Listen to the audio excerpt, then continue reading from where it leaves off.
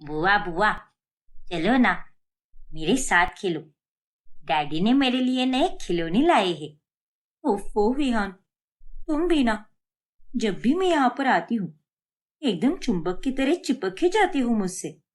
चलो ना बुआ, प्लीज।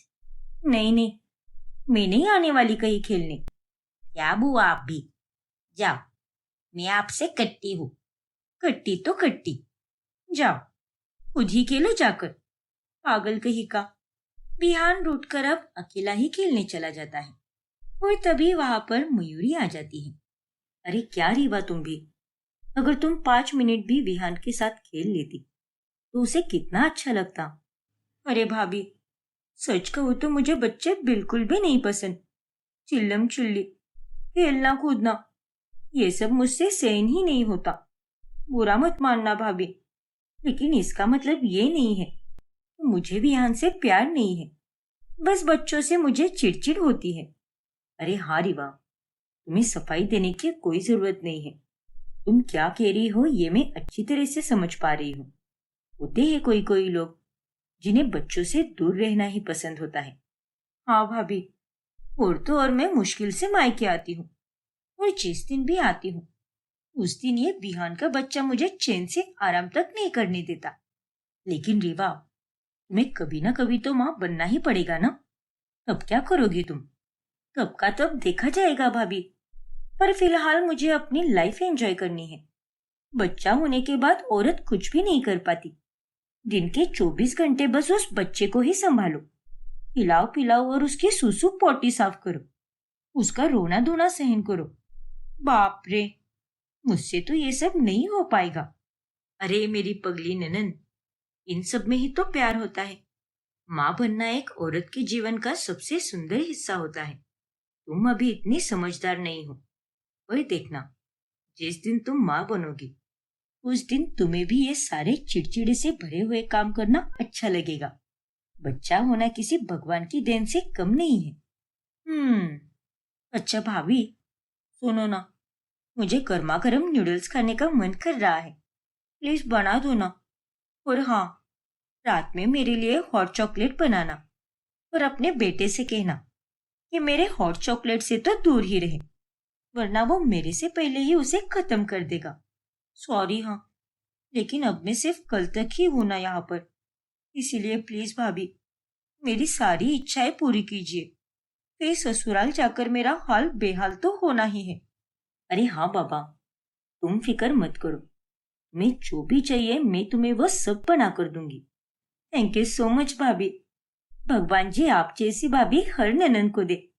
अरे बस बस, मस्का लगाना तो कोई तुमसे सीखे। क्या भाभी आप भी। चलो, लाती हूँ नूडल्स बनाकर। फिर अगले दिन रेवा अपने मायके से ससुराल आ जाती है। ससुराल में उसकी सास कावेरी, ससुर भानु और पति समर रहते हैं। ऐसे ही एक दिन जब रेवा की बुआ सास लतिका घर पर आती है, तभी ये लीजिए बुआ जी, आपके लिए गर्मा गर्म चाय, और साथ में मैंने ये पकौड़े भी बनाए हैं। शुक्रिया बहू। वैसे अब तेरी और समर की शादी को कितने साल हो गए हैं? 3 साल हो गए हैं बुआ जी। अभी हाल ही में हमारी शादी की तीसरी सालगिरह थी। अच्छा, 3 साल हो गए, लेकिन अभी तक कोई खुशखबर सुनने को नहीं मिली हमें। अरे कब तक देने वाली हो तुम हम सबको खुशखबर? वो बुआ जी, हे भगवान, मैंने तो दूध उबलने के लिए रखा था और गैस भी तेज आंच पर है। मैं अभी आती हूँ बुआ जी, वरना दूध उबल कर गिर जाएगा। अरे लेकिन रीवा लतिका के सवाल का जवाब दिए बिना ही रसोई में चली जाती है। अरे कावेरी, हमारी परिवार में लगभग सबके घर पर बच्चों की किलकारी गूंजती है। अब तेरा ही घर बाकी है, कब आएगी खुशखबर? तेरी बहू को देखकर तो नहीं लग रहा कि उसे माँ बनने में कोई रुचि भी है। अरे नहीं दीदी, ऐसा कुछ भी नहीं है। अरे अगर ऐसा कुछ भी नहीं है तो शादी के 3 साल तक भी उसने खुशखबर क्यों नहीं दी? अरे दीदी, वो क्या है ना, वो बहू और समर अभी एंजॉय कर रहे हैं, घूमना फिरना, एक दूसरे के साथ वक्त बिताना, अपने भविष्य की तैयारी करना। ये सब करने के बाद ही वो दोनों बच्चे के बारे में सोचेंगे। अरे ये कैसी तो बगैर सर पैर वाली बातें कर रही है। बच्चे सोचकर थोड़ी ना पैदा होते हैं, और अगर ये दोनों ऐसे ही सोचते रहेंगे तो सिर्फ सोचते ही रह जाएंगे। नहीं नहीं, ऐसा कुछ भी नहीं है। एक बार अगर बच्चा हो जाएगा फिर उन्हें ये सब करने का मौका ही नहीं मिलेगा ना। अरे पूरी जिंदगी पड़ी है, सब हो जाएगा। लेकिन अगर समय से बच्चा पैदा नहीं किया तो समाज में इज्जत की धज्जियां तो उड़ेगी ही, लेकिन आगे जाकर बहू को तकलीफ होगी वो अलग।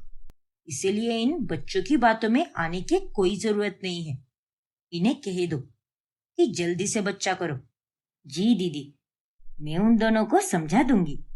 फिर लतिका के जाने के बाद, देख बहू, आज तेरी वजह से तेरी बुआ सास मुझे कितना कुछ सुना कर गई है। पूरे खानदान में ऐसा एक भी जोड़ा नहीं है जिनका बच्चा नहीं हुआ हो। बस तेरे और समर का ही बच्चा होना बाकी है। अरे कब सुनाओगे हमें गुड न्यूज? अब तो मेरे भी कान तरस गए हैं दादी सुनने के लिए। हाँ माँ जी, मैं जानती हूँ, और हम दोनों भी प्लानिंग कर रहे हैं। बस हमें थोड़ा समय दीजिए। अरे और कितना समय चाहिए तुझे? और कितनी प्लानिंग करनी है तुम दोनों को? मेरे और तेरे पापा जी के स्वर्गवास होने की बात करोगी क्या बच्चा? ओफो माँ जी, आप ये कैसी बातें कर रही हो? शुभ शुभ बोलिए ना। अरे तो फिर मैं क्या ही बोलूं? मैं सब समझती हूँ। तुझे ही बच्चा नहीं चाहिए, और तुझे बच्चे वैसे भी नहीं पसंद। हमेशा उनसे मुंह फेरती रहती है। लेकिन मेरी एक बात कान खोलकर सुन ले बहू, इस साल अगर तूने मुझे खुशखबर नहीं दी तो मुझसे बुरा और कोई नहीं होगा। रीवा काफी परेशान हो जाती है। फिर रात में, अरे समर, पहले ये लैपटॉप बंद करो और चलो हम दोनों साथ में समय बिताते हैं। इतने दिन भी हो गए हैं, चलो ना। नहीं रीवा, तुम सो जाओ अब। मुझे काम करते करते 1 बज जाएंगे, और ये प्रेजेंटेशन मुझे कैसे भी करके खत्म करना है, तभी जाकर मैं सो पाऊंगा। अरे यार, तुम ऑफिस में क्या हलवा बनाने जाते हो क्या, जो घर आने के बाद भी तुम्हारा ये ऑफिस का काम खत्म नहीं होता? अब क्या करूं रीवा, काम भी तो जरूरी है ना। अरे तुम तो बस काम ही करते रहो, और मैं यहाँ तुम्हारी माँ के ताने सुनती रहती हूँ। तुम्हें तो कुछ भी सुनना नहीं पड़ता, लेकिन तुम्हारी माँ मेरे सर पर तांडव करती रहती है, और दिन रात बस बच्चा ही पैदा करने के लिए कहती है। अब मैं अकेली थोड़ी ना बच्चा पैदा कर सकती हूँ, उसके लिए तुम्हारा होना भी तो जरूरी है। जानता हूँ रीवा, लेकिन सच में आज मुझे बहुत सारा काम है। हम बाद में एक दूसरे के साथ समय बिताएंगे ना, प्लीज रीवा। रीवा अब समर पर गुस्सा होकर सो जाती है। फिर अगले दिन जब वो किटी पार्टी में जाती है, तभी, हाँ तनु, मैं भी मेरी श्लोक को उसी स्कूल में डालूंगी अगले साल। इस स्कूल में कुछ अच्छे से नहीं पढ़ाते हैं। मेरा श्लोक तो बस दिन ब दिन बिगड़ते ही जा रहा है। वही तो, मेरी पीहू भी ठीक से खाना नहीं खाती और ना ही ठीक से होमवर्क करती है। मैं तो परेशान हो गई हूँ उससे। हे भगवान, ये मैं कहाँ फंस गई। मायके और ससुराल में बच्चों के बारे में बातें कम हो रही थी, जो यहाँ पर अब मेरी सहेलियां भी किटी पार्टी में बस बच्चों के ही बारे में बातचीत कर रही है। इससे पहले कि मेरा यह सर फट जाए, मुझे यहाँ से निकलना चाहिए। रीवा वहां से निकल ही रही होती है कि उतने में उसकी सहेलियां उसे रोक लेती है।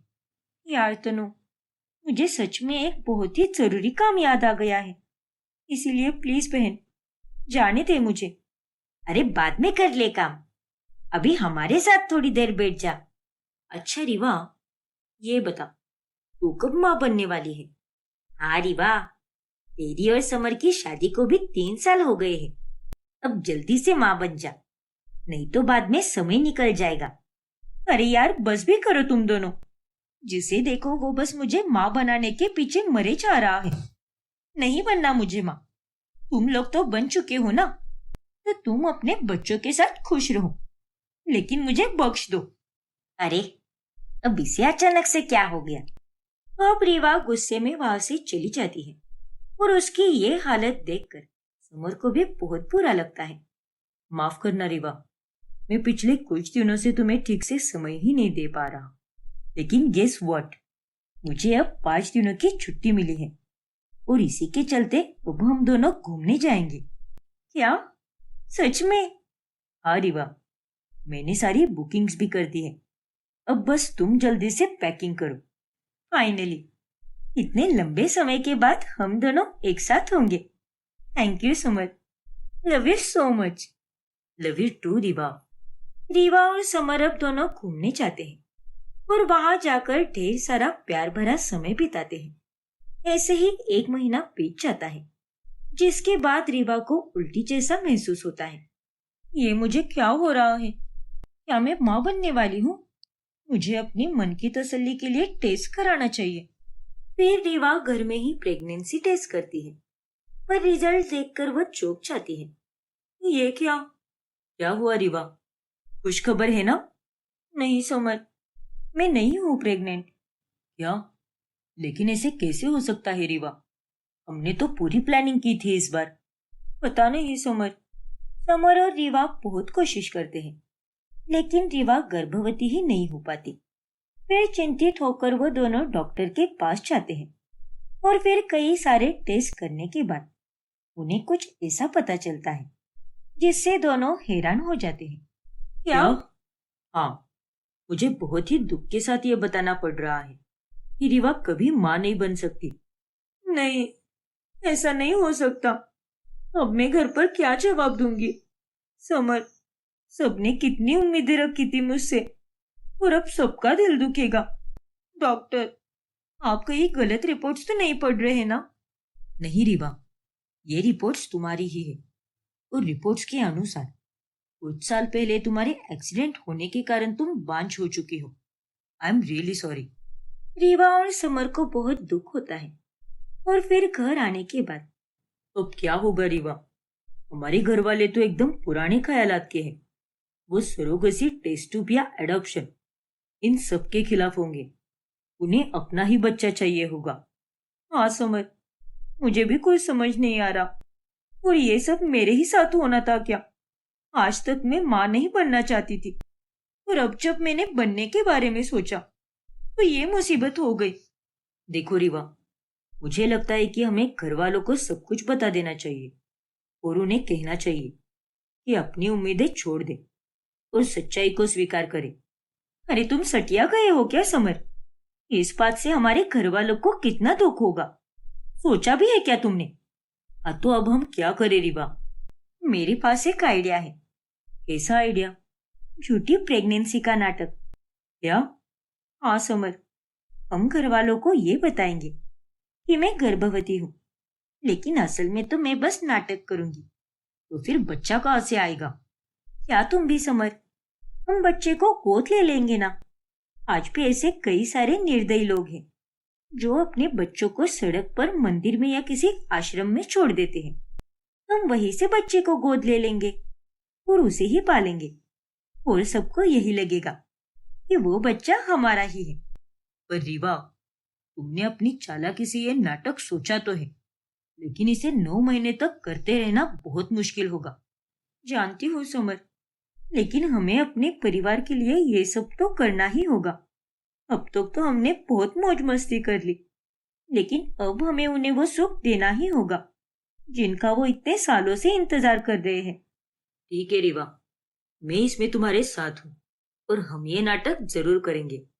Thank you so much summer. अरे, ये क्या कह रहे हो तुम दोनों? दरवाजे पर खड़ी कावेरी को देखकर समर और रीवा एकदम से हैरान हो जाते हैं। अब आगे क्या होगा जानने के लिए हमारा अगला भाग देखना ना भूलें। और अगर आपने हमारा चैनल सब्सक्राइब नहीं किया है तो अभी सब्सक्राइब कीजिए और बेल आइकॉन दबाना ना भूलें। नयनतारा की ननंद मिताली की हाल ही में पराग नाम के एक लड़के से शादी हुई होती है। शादी के बाद जब मिताली अपने पगफेरे की रस्म के लिए मायके आती है, तभी अरे वाह मिताली, तेरा चेहरा तो कितना चमक रहा है। मैं अच्छे से जानती हूँ कि ये सब शादी की खुशी का ही निकार है। अरे क्या भाभी आप भी। एहे, मेरी बच्ची को किसी की नजर ना लगे, ऐसी ही खुश रहे बेटा। तो बिटिया, कैसा है तुम्हारा ससुराल? सब ठीक तो है ना वहाँ पर? हाँ पापा, सब बढ़िया है। पराग और माजी बहुत अच्छे हैं। और आपकी पसंद कभी गलत हो सकती है क्या भला? सो तो है। और आज तुम आने वाली थी ना, तो मैंने तुम्हारी पसंद का सारा खाना बना लिया। जल्दी से हाथ मुंह धोकर आओ और बैठ जाओ। हाँ बेटा, फिर उसके बाद हम सब मिलकर तेरी शादी का वीडियो देखेंगे। ठीक है माँ, लेकिन ये तो बताइए कि भैया कहाँ पर है? वो कहीं दिखाई नहीं दे रहे। आज तो उनको छुट्टी रहती है ना? अरे नहीं बाबा, ऑफिस में आधे लोगों ने छुट्टी ले रखी है।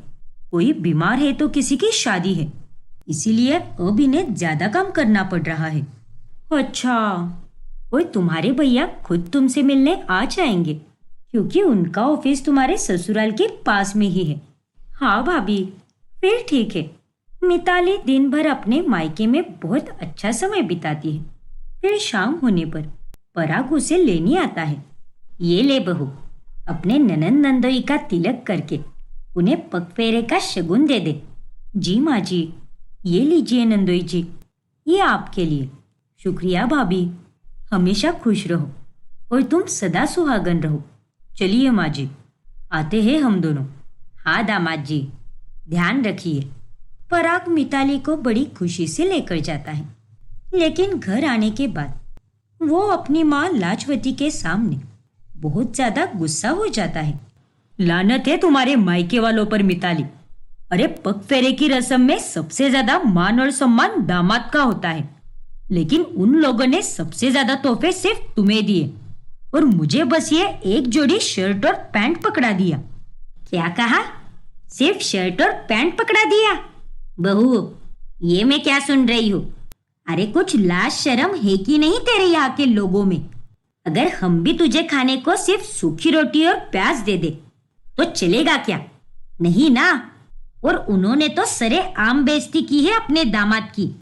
अरे नहीं माँ जी, ऐसा कुछ भी नहीं है। मेरे मायके में सभी पराग से बहुत प्यार करते हैं, उसके साथ इज्जत से पेश आते हैं। और प्यार और इज्जत तोहफों से थोड़ी ना जताई जाती है। अरे चुप कर, तुम लोगों ने तो दहेज भी कम दिया और शादी का ज्यादातर खर्चा तो हम लोगों ने ही किया था। और अब अपने दामाद के हिस्से का शगुन भी नहीं दे सकते वो लोग। अरे कितने नालायक और कंजूस हो तुम लोग। देखिए माँ जी, आप मेरे घर वालों के लिए ऐसे शब्द इस्तेमाल नहीं कर सकती, इसलिए आप जरा जबान संभाल कर बात कीजिए। तुम अपनी जबान संभालो मिताली। तुम्हारे माता पिता के पास अच्छा खासा पैसा है, फिर भी वो लोग कितनी कंजूसी करते हैं। उन्होंने तो तुम्हें कितने सारे तोहफे दिए, लेकिन मुझे तो बस एक ही तोहफा दिया। अगर वहां पर कोई तीसरा आदमी होता तो उसके सामने मेरी क्या इज्जत रह जाती। देखो पराग, मेरे घर वालों ने तुम्हारे यहाँ के लोगों के लिए बहुत कुछ किया है, दहेज भी बहुत दिया है, तो फिर आप लोग ऐसे क्यों बोल रहे हो? अरे सब सस्ता माल दिया है तेरे घर वालों ने। 200-200 रुपए की साड़ियां दी है हमें, ऐसे भला कौन करता है? तो क्या सिल्क की साड़ियां बांट दे क्या सबको? हद है माँ जी, आप लोगों ने जो खर्चा किया है वो सिर्फ मेरी ही शादी का नहीं बल्कि अपने बेटे की भी शादी का किया है, इसलिए मुझे आप इतना सुनाकर मत दिखाइए। इतना कहकर मिताली गुस्से में अपने कमरे में चली जाती है। देखा बेटा, कैसे जबान चल रही थी तेरी लुगाई की। इसकी अकल का तो मैं ठिकाने पर ला कर ही रहूंगी और इसके मायके वालों को भी अच्छा सबक सिखाऊंगी। हाँ माँ, उन्हें हम ऐसे ही नहीं छोड़ेंगे, अच्छे से वसूली करेंगे। पराग और लाजवती के बर्ताव के कारण मिताली उनसे खफा ही रहती है और इसीलिए उसका मूड दिन भर खराब ही रहता है। तभी उसे नैनतारा वीडियो कॉल करती है। अरे ये क्या मिताली, तुम्हारा चेहरा इतना उतरा उतरा सा क्यों लग रहा है? कुछ हुआ है क्या? अगर कोई बात हो तो तुम मुझे बता सकती हो, मुझसे कुछ भी मत छुपाओ। अरे नहीं भाभी, ऐसा कुछ भी नहीं है। अरे तो फिर तुम इतनी उदास क्यों लग रही हो? अरे भाभी, मैं बस थोड़ी देर के लिए सो गई थी और अभी नींद से उठी हूँ, इसीलिए मेरा चेहरा ऐसे लग रहा है, बाकी कोई बात नहीं है। पक्का ना? हाँ भाभी, पक्का। और अगर कुछ होगा ना तो मैं सबसे पहले आपको ही बताऊंगी, क्योंकि हम दोनों ननंद भाभी नहीं बल्कि पक्की सहेलियां हैं। वो तो है, और मैं हमेशा हूँ तुम्हारे लिए। और अगर कोई बात हो ना तो खुलकर कहना, दिल में कोई बात दबाकर मत रखना, ठीक है ना? हाँ भाभी, समझ गई मैं। फिर एक दिन मिताली के भाई भुवन का प्रमोशन हो जाता है। तब उस खुशी में नयनतारा और इंदु दोनों मिलकर मिताली के ससुराल मिठाई देने आती है। बधाई हो इंदु बहन, भुवन का प्रमोशन हो गया। अब तो घर में और ज्यादा पैसा आएगा। क्यों, सही कहा ना मैंने? अरे ऐसा कुछ भी नहीं है। अब आजकल खर्चे भी कितने बढ़े जा रहे हैं। बस उसके लिए अच्छा हो गया। अब वो भी आगे जाकर 2 से 3 होंगे। अच्छा ही है जो वो थोड़े पैसे अभी से जमा कर पाएगा, और साथ ही उसके करियर में भी उन्नति होगी। लेकिन ये मिठाई तो बड़ी फीकी फीकी सी लग रही है। देसी घी की नहीं बनी क्या? अरे नहीं नंदोई जी, मिठाई का स्वाद तो अच्छा ही है। क्या पता, मुझे तो इतना कुछ खास नहीं लग रहा। माफ कीजिए नंदोई जी, लेकिन हम अगली बार आप ही की पसंद की मिठाई लाएंगे। अरे रहने दीजिए भाभी जी। और आप किन किन बातों के लिए माफी मांगोगी? क्योंकि निराश तो मैं कई सारे बातों से हुआ हूँ। क्या? लेकिन आप ऐसा क्यों बोल रहे हैं नंदोई जी? हमारी तरफ से कोई कमी रह गई क्या?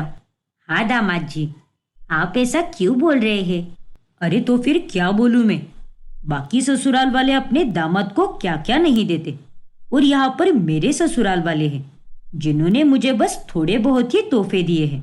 मैंने आप लोगों की इज्जत की खातिर 4 लोगों के सामने कुछ भी नहीं कहा, लेकिन अब कह रहा हूँ। हे भगवान, हमें सच में माफ कीजिए दामाद जी। अब बताइए आपको क्या चाहिए? आपकी सेवा में कोई कमी नहीं रहेगी, और इस बात की मैं पूरी जिम्मेदारी लेती हूँ। लेकिन माँ। अरे बहू, तू बीच में मुंह क्यों डाल रही है? सास और दामाद को बात करने देना। देखिए माँ जी, अभी 2 हफ्तों बाद मेरा जन्मदिन आने वाला है, और उसी खुशी में मुझे अपने ससुराल वालों की तरफ से एक बड़ी सी कार चाहिए, बस और कुछ नहीं। क्या? अरे ये तुम क्या बोल रहे हो पराग? ये लोग 2 हफ्तों में कार कैसे लाएंगे? अरे क्यों नहीं लाएंगे, जरूर देंगे बेटा। आपने हमसे खुद से फरमाइश की है, और आपकी हर फरमाइश जरूर पूरी होगी। अरे वाह, सच में? जी दामाद जी, सच में। शुक्रिया माँ जी, मुझे आपसे यही उम्मीद थी। इंदु की बातें सुनकर लाजवती और पराग बहुत खुश हो जाते हैं। ये क्या बात है पराग? अगर तुम्हें मांगना ही था तो कोई और तोहफा मांग लेते ना। तुमने उनसे कार क्यों मांगी? कार कोई सस्ती चीज है क्या? कोई भी कार 5 से 6 लाख के नीचे नहीं आती। पता नहीं मेरे मायके वाले इतना बड़ा खर्चा कैसे उठा पाएंगे। थोड़ा तो सोच समझ कर बोला करो। अरे अक्ल की अंधी, जब इंदु बहन को कोई ऐतराज नहीं है तो फिर तुझे क्या ऐतराज है? और नहीं तो क्या, वो मेरे ससुराल वाले हैं, और उनसे मैं जो भी चाहे वो सब ले सकता हूँ। तुम बस अपना मुंह बंद रखो। और जब घर में कार आएगी तो क्या सिर्फ मेरा बेटा ही चलाएगा क्या उसे? वो तेरी भी तो कार होगी ना, उस पर तेरा भी उतना ही हक होगा जितना कि पराग का होगा। और अगर तेरे घर वालों के पास पैसे नहीं होते तो इंदु बहन सीधा सीधा मना कर देती, लेकिन उन्होंने हाँ कर दी। तो तू अब बीच में टांग क्यों अड़ा रही है? आप दोनों की चालों को मैं अच्छी तरह से समझ रही हूँ। दहेज में इतना कुछ नहीं मिला, इसीलिए वैसे नहीं तो ऐसे आप वसूल कर रहे हो।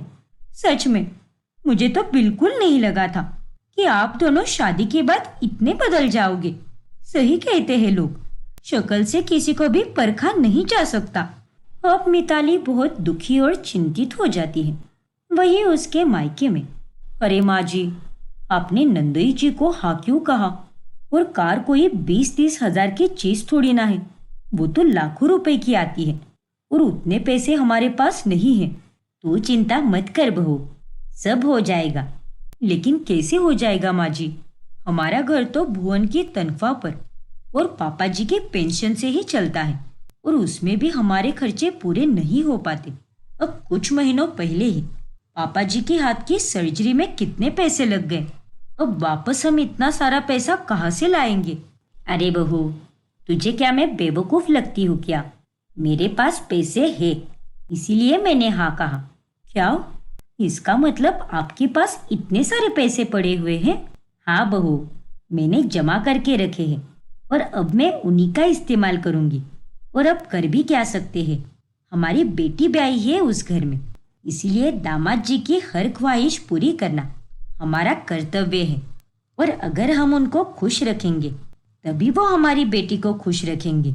पर माँ जी, ये सोच तो सरासर गलत है। हमें इतनी बड़ी फरमाइश फौरन पूरी नहीं करनी चाहिए। पता नहीं क्यों, लेकिन मुझे ये सब सही नहीं लग रहा।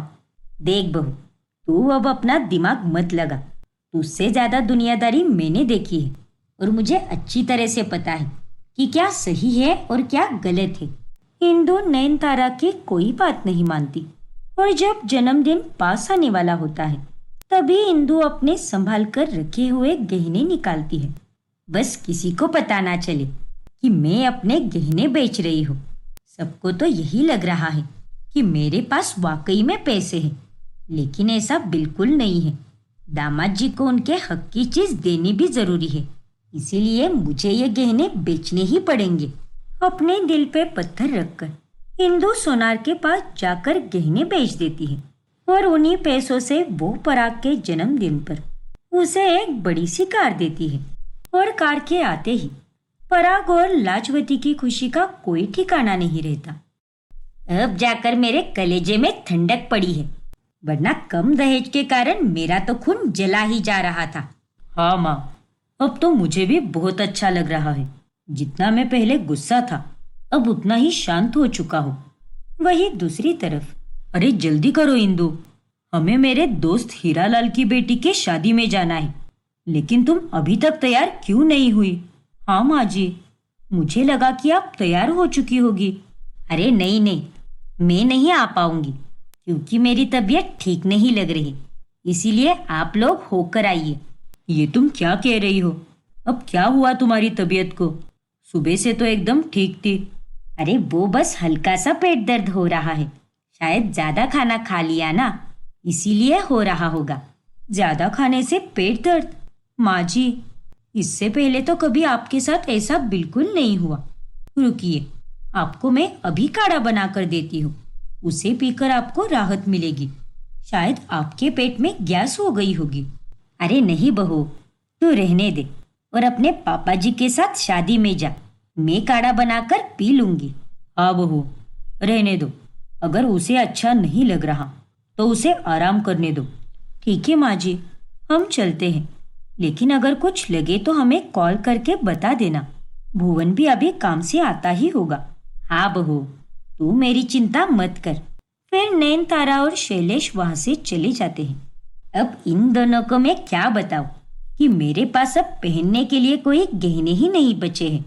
सब कुछ बेच दिया मैंने, इसीलिए मैंने शादी में ना जाने के लिए तबीयत खराब होने का नाटक किया। फिर एक रोज मिताली को उसकी सहेली का कॉल आता है। यार मिताली, तुझे मेरे साथ सुनार के पास चलना होगा।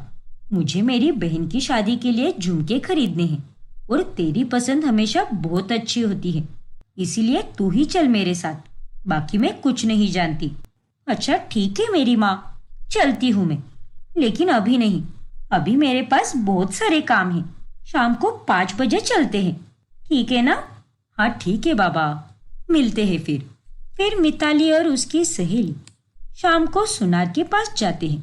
अरे मिताली बेटा, तुम यहाँ पर? कैसी हो तुम? मैं ठीक हूँ काका जी, आप बताइए कैसे हो आप?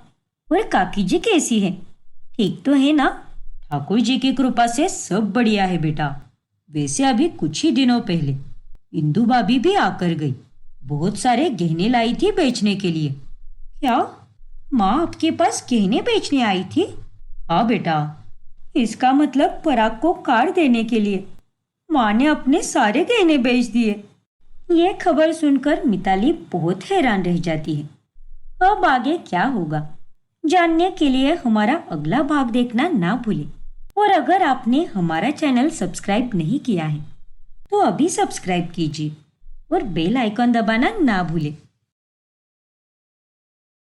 ये लीजिए आंटी जी, आपकी साड़ी।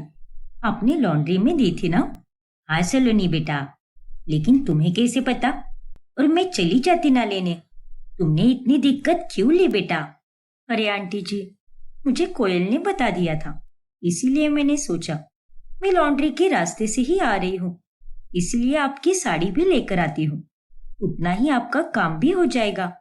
वाह बेटा, तो सच में बहुत अच्छी है। हम बड़े ही भाग्यशाली हैं मंजरी, जो हमारे घर में इतनी प्यारी बहू आ रही है। हाँ हेमराज जी, ये बात तो आपने एकदम सही कही। शुक्रिया अंकल आंटी। चल सलोनी बेटा, अब तू यहाँ पे बैठ के गप्पे मार, तब तक मैं खाना बना लेती हूँ। ईशान ऑफिस से जल्दी आएगा आज, और कोयल की कॉलेज में भी हाफ डे है ना, तो दोनों आते ही होंगे खाना खाने। अरे नहीं आंटी जी, आप आराम कीजिए, आज आप खाना नहीं बनाओगी। लेकिन क्यों बेटा? क्योंकि आज का खाना मैं बनाने वाली हूँ। मैंने सारा सामान भी लाया है। आज मैं ढेर सारे अलग अलग स्वादिष्ट पकवान बनाने वाली हूँ। क्या? हाँ आंटी जी, अंकल, आप, कोयल और ईशान चारों के खाने की पसंद मुझे भली भांति पता है, इसीलिए उस हिसाब से मैं हर एक की पसंदीदा डिश बनाऊंगी। लेकिन बेटा, तुझे काम भी तो होगा ना, तू रहने दे, मंजरी बना लेगी खाना। क्यों खामखा दिक्कत ले रही है तू? हाँ सलोनी बेटा, तू रहने दे। अरे अंकल आंटी, इसमें कैसी दिक्कत? अपनों के लिए कुछ करने में कोई दिक्कत नहीं होती। मैं तो बचपन से अनाथ हूँ। जिंदगी में अब जाकर मुझे परिवार मिला है, इसीलिए मुझे ये करने दीजिए। वैसे भी आज मुझे ऑफिस को छुट्टी है ना, तो कोई प्रॉब्लम नहीं होगी। इतने नेक विचार और साफ मन है तेरा बेटा, और हम सब तेरा ही परिवार है। जा बेटा, बना ले खाना। वैसे शादी के बाद ही बहू के हाथ का खाना खाया जाता है, लेकिन यहाँ तो मैं शादी के पहले ही आप सबके लिए खाना बनाने वाली हूँ। हाँ बेटा, और उसके लिए हम सब भी बहुत उत्सुक है। क्यों हेमराज जी? हाँ हाँ बिल्कुल। सलोनी और ईशान दोनों कॉलेज से ही एक साथ होते हैं, और अब उन दोनों की शादी होने वाली होती है। ये लीजिए, सबके लिए गर्मा गर्म खाना। माँ पापा, एक बार मुझसे मेरी आखिरी ख्वाहिश भी पूछ लो। क्या? अरे ये तो क्या बकवास कर रहा है ईशान। और नहीं तो क्या माँ, अब पहली बार मैं इसके हाथ का खाना खा रहा हूँ, और इसे खाकर कहीं मैं परलोक ना चला जाऊं। ईशान तुम दोनों भी ना। देखिए आंटी जी, अपने बेटे को समझा दो, ऐसे ही मुझे चिढ़ाता रहा तो मैं इससे शादी ही नहीं करूंगी। ईशान चुप रहना बेटा, क्यों तंग करता रहता है बेचारी को। और नहीं तो क्या, अब जाओ, तुम्हें तो मैं खाना ही नहीं दूंगी, एक निवाला भी नहीं मिलेगा तुम्हें अब। अरे बाबा, अब इतना बड़ा जुर्म भी मत करो यार, खाना मेरी जान है, और आज जो कुछ भी बना है सब मेरे पसंद का ही है। प्लीज दो ना मुझे खाने को। माँ पापा, समझाओ ना अपनी होने वाली बहू को। नहीं बेटा, तुझे इसकी सजा मिलनी ही चाहिए। क्या पापा? अरे अभी तक तो शादी हुई भी नहीं है, और उससे पहले ही आपने अपने बेटे को अपनी टीम से निकालकर बहू को टीम में ले लिया। वाह, क्या बात है। ये लो और खा लो इसे, तुम भी क्या याद रखोगे। शुक्रिया सोलोनी, और मैं मस्ती कर रहा था बाबा, तुम तो तुरंत हिटलर बन जाती हो। शादी का दिन नजदीक था और सभी तैयारियों में लगे हुए थे। ओ मेरी होने वाली भाभी, ये देखो आपके लिए मैंने क्या लाया है। अरे वाह, ये झुमके तो बहुत ही सुंदर है। हाँ भाभी, मैंने पढ़ाई के साथ साथ अपना छोटा सा साइड बिजनेस भी शुरू कर दिया है, झुमकों का ब्रांड कोयल ज्वेल्स।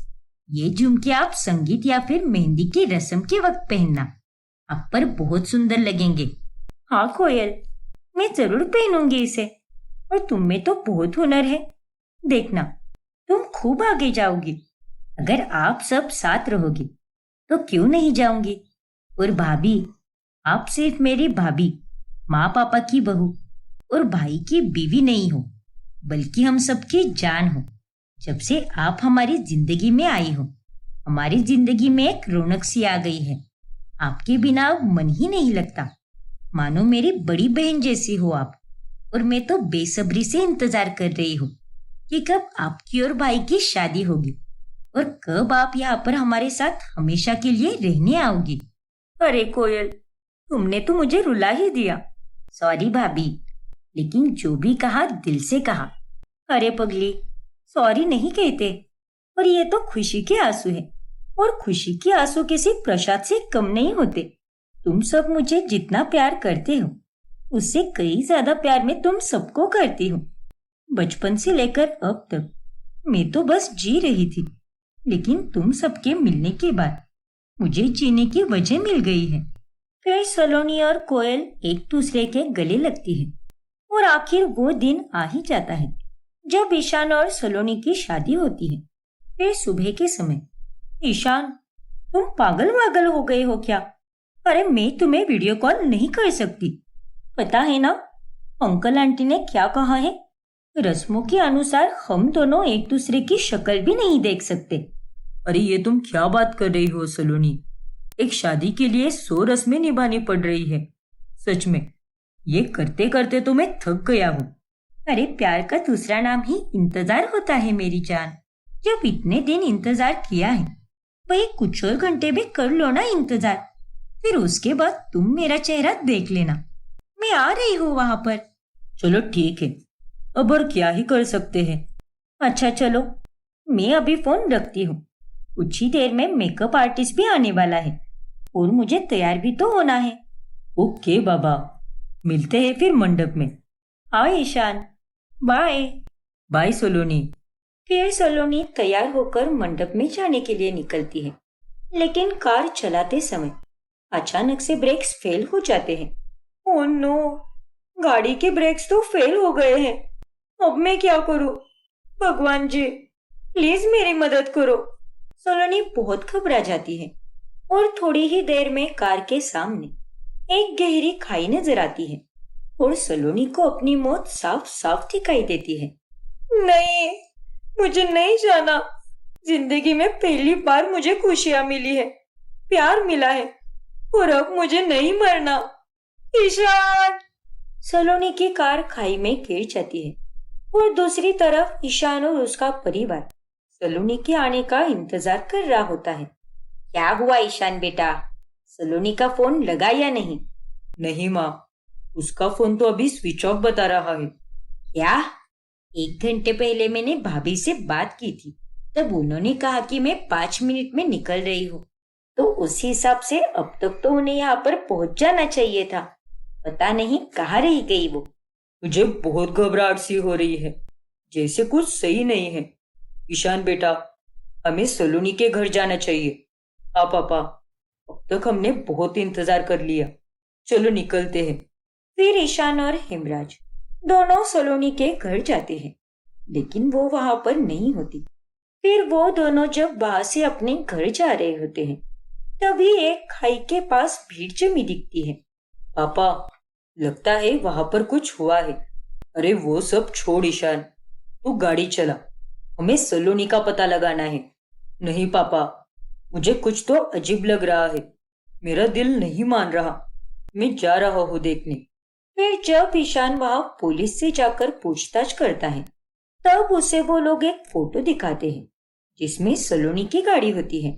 जी हाँ, ये गाड़ी इस खाई में गिरी है, और इस गहरी खाई में अगर कोई भी गाड़ी जाए तो चलाने वाले के तो टुकड़े टुकड़े हो गए होंगे। हम तलाशी कर रहे हैं, लेकिन हमें कोई बॉडी नहीं मिल रही। गाड़ी में ये फोटो थी, और लगता है ये लड़की ही इस गाड़ी को चला रही थी। सलोनी, नहीं, ऐसा नहीं हो सकता। तुम मुझे छोड़कर नहीं जा सकती सलोनी। ईशान बेटा, ये क्या हो गया? इसका मतलब आप इस लड़की को जानते हैं? हाँ साहब, सलोनी हमारी होने वाली बहू थी, पर अब वो हमारे साथ नहीं रही। I am really sorry. आपके इस लॉस के लिए मुझे माफ कर दीजिए, और अपने आप को संभालिए सर। पापा, ये सब क्या हो गया पापा? मुझे मेरी सलोनी चाहिए। ईशान का रो रो कर बुरा हाल हो जाता है, और उसके परिवार में सभी को सलोनी के जाने से बहुत बड़ा धक्का लगता है। ईशान तो अगले 2 दिनों तक कुछ भी नहीं खाता। ईशान बेटा, कुछ तो खा ले, 2 दिन हो गए हैं, लेकिन तूने कुछ भी नहीं खाया। अरे ऐसे ही रहा तो तेरी तबीयत खराब हो जाएगी बेटा। मेरी बात मान ले बेटा और खाना खा ले। मुझे कुछ नहीं खाना माँ। लेकिन बेटा। जाने दो मंजरी, उसे अकेला रहने दो।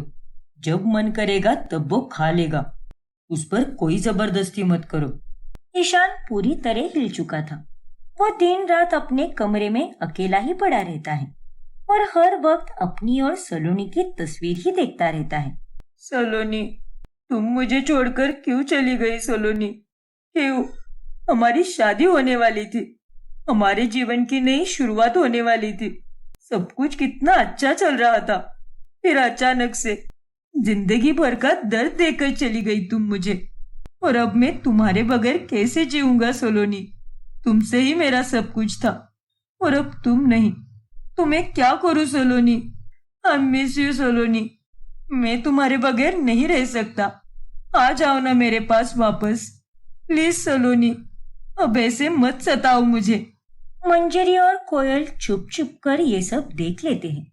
माँ, भाई की हालत दिन ब दिन और खराब होती जा रही है। रोज उनके ऑफिस से कॉल्स आ रहे हैं और 10 दिन में ही उनकी तबीयत कितनी बिगड़ गई है। अब हम क्या करें माँ?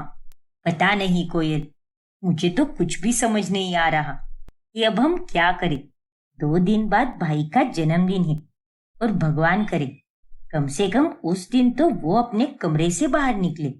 फिर कोयल, मंजरी और हिमराज तीनों ईशान के जन्मदिन पर उसके कमरे में जाकर उससे बात करते हैं। ईशान बेटा, ऐसे उदास मत रहो। अब जो हो गया सो हो गया, उसमें हम क्या कर सकते हैं? उठ जा बेटा, खाना खा ले। ये देख केक। सलोनी हमेशा तुझे ये पाइनएप्पल केक ही बनाकर देती थी ना, और आज तेरे जन्मदिन पर तेरी माँ ने भी वैसा ही केक बनाया है। खा ले बेटा, सलोनी की याद में ही खा ले इसे। आप सबका दिमाग खराब हो चुका है क्या? अरे मेरी सलोनी को गए हुए 1 महीना तक नहीं हुआ है और आप लोग मेरे जन्मदिन का केक खाने की बात कर रहे हैं। दूर लेकर जाओ इस केक को मुझसे, और आप सब भी मुझसे दूर चले जाओ। ईशान बेटा, ऐसे हिम्मत हार कर कैसे चलेगा बेटा? तुझे आगे बढ़ना होगा। सलोनी को मत भूला, लेकिन उसके लिए तो आगे बढ़ बेटा।